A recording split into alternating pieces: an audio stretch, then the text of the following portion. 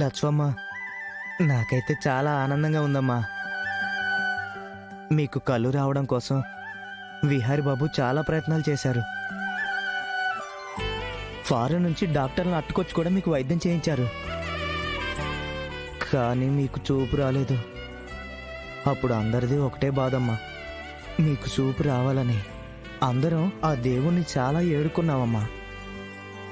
కానీ చివరికి ఆ రుక్మిణమ్మ నిజంగా దేవతలా వచ్చి ఆమె కళ్ళు మీకిచ్చి ఆమె స్వర్గస్థులయ్యారు.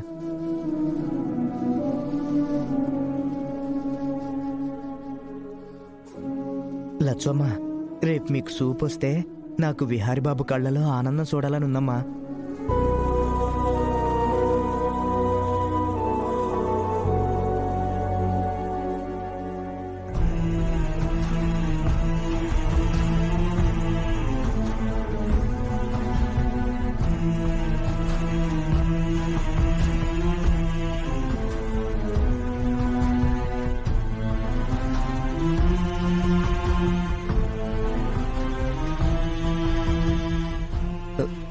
సరేమ్మా, నా కింద పనుంది, వెళ్తాను.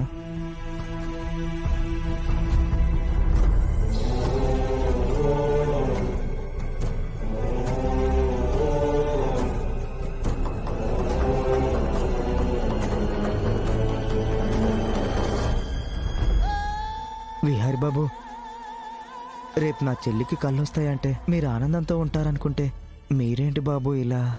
తనకి కళ్ళొచ్చాక తనకి నా మొహం ఎలా చూపించాలో అర్థం కావట్లేదురా. నేను తనకి ప్రపోజ్ చేసి తనలో కూడా నా మీద ప్రేమ ఉందని తనకి చాలాసార్లు చెప్పాను. అలాంటిది ఇప్పుడు మొన్న సహస్ర విషయంలో తను ఎలా అర్థం చేసుకుంటుందో తెలీదు. తన ముందు ఎలా నిలబడాలో అర్థం కావట్లేదు.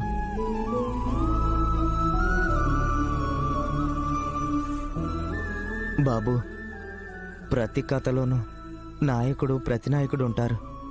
కానీ మీ కథలో నాయకుడు మీరు. ప్రతినాయకుడు ఎవరో తెలుసా బాబు? ఆ దేవుడు.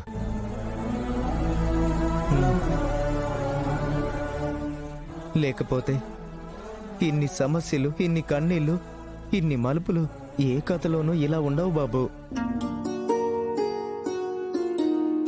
కలిసి బతికే కాలమే